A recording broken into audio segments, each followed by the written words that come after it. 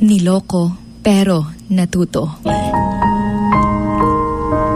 Nagmahal, niloko, iniwan, natuto. Masakit marinig yung salitang niloko o naloko, pero masarap marinig yung salitang natuto. Naranasan mo na ba yun? Yung binigay mo lahat-lahat sa kanya, tas pinagpalit ka lang sa bagong kakilala. Masakit, diba? Masakit maloko dahil akala mo ay minahal ka ng totoo. Sabi kasi niya na mahal kita. Pero ba't ganun?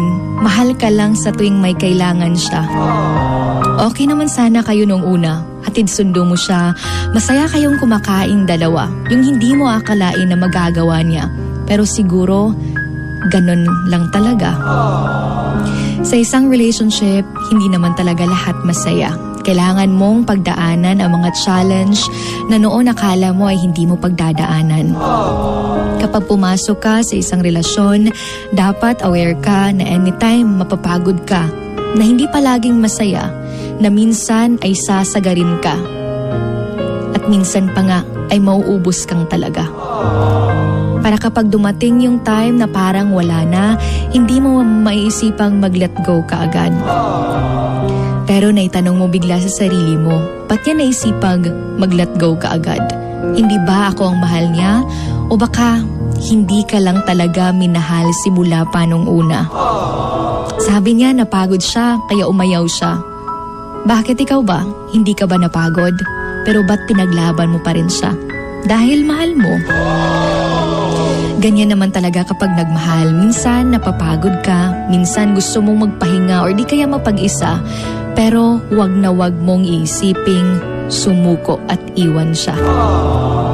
Ang isang relationship, well babes, dapat seryoso. Hindi yung niloloko lang tayo. Iiwan, maghahanap ng bago.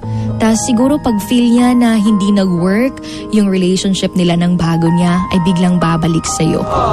Hindi genuine yung love pag ganyan dahil parang ginawa lang tayong laruan na kapag nagsawa na, itatabi muna at bibili ng bago. Tas pag nagsawa sa bago, ay babalik sa'yo. Lagi mong tatandaan na sa pagmamahal, pwede kang mapagod. Pero wag mo siyang iwan. Pero kapag ayaw na niya, tanungin mo kung bakit. At kung hindi na talaga mag-work, well, dapat mo na lang tanggapin kahit masakit. Always take note na ang pagsubok ay ginawa para maging mas malakas ka, hindi para matalo ka. Kaya laban kahit hindi tayo pinaglaban. This is Sugar Dolly, your Hugot Babe, right here sa Wild FM 103.1. This is Emotions Going Wild.